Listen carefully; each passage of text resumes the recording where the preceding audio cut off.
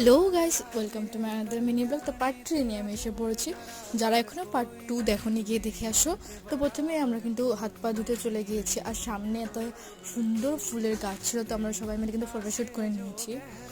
তারপর সাইডে একটা দোকান ছিল যেখানে ভেসলেট বিক্রি করছিল, আমরা কিন্তু সবার জন্য ভেসলেট কিনেছি, এত সুন্দর লেগেছে।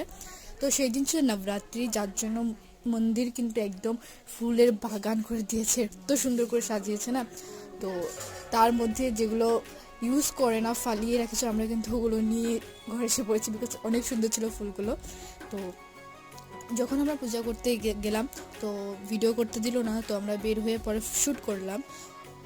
তারপর টিকিট নিয়ে আমরা যাচ্ছি প্রসাদ খেতে। তো যেহেতু আমাদের অনেক লেট হয়ে গিয়েছে বাড়ি ফিরতে, তো আমরা তাড়াতাড়ি করে বাড়ি ফেললাম। তো দেখলাম দিদাও দাঁড়িয়েছে আমাদের জন্য।